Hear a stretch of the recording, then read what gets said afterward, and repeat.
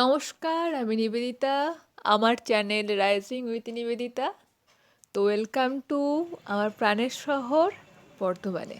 ৪৮তম বর্ধমান বইমেলায় প্রবেশ করছি আমি। তো দেখতেই পাচ্ছেন যে বর্ধমান বইমেলার এটা প্রবেশ পথ। গেটের ভেতর দিয়ে ঢুকে গেছি এবং চারিপাশের অ্যাম্বিয়েন্সটা বেশ ভালো লাগছে। মেনলি ৪টের পর ছাড়া তো ওপেন হয় না। তো আমি ৪:৩০ দিকে গেছিলাম। তখনও লোকজনের খুব একটা ভিড় ছিল না, ফাঁকাই ছিল।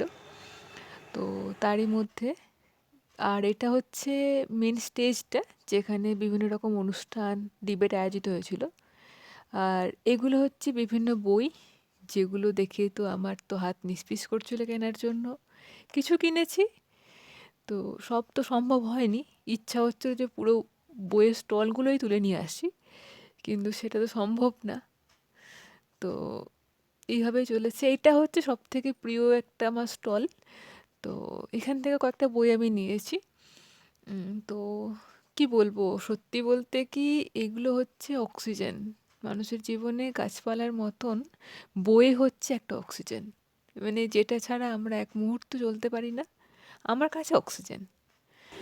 আর এটা হচ্ছে বইমেলার চারপাশ, খুব একটা ভিড় ছিল না। সত্যি বলতে কি, বইমেলাতে ভিড় খুব কমই দেখা যায়। এটা কেউ গায়ে নেবেন না। তবে একটা কথা বলতে চাই, নর্মাল মেলাতে যে পরিমাণে ভিড়টা হয়, বই মেলাতে সেরকম ভিড় দেখাই যায় না। আসলে মানুষ এখন বই পড়ার থেকে মানে অনলাইনে, ফোনে, ইউটিউবে দেখার থেকে বেশি স্বাচ্ছন্দ্য বোধ করে। তো এটাই হয়েছে বর্তমান অবস্থা। এটা আমার প্রকাশনীর তরফ থেকে আমাকে আমন্ত্রণ করেছিল, তো সেখানে গেছিলাম। তো আমার একটা বই সংকলন প্রকাশিত হয়েছিল, তার জন্যেই। আর আমি খুব একটা ভালো লেখালেখি করি না, তো চেষ্টা করি টুকটাক লেখালেখি করার, কবিতা, ছোটো গল্প এগুলো।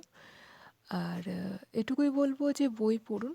বই পড়া মানে শুধু নলেজ গেইন করা না, বই পড়া মানে নিজের মনের আরাম, প্রাণের শান্তি। আর এটুকুই। সঙ্গে থাকবেন আর আমার ভিডিওকে সাপোর্ট করবেন। ভালো থাকুন।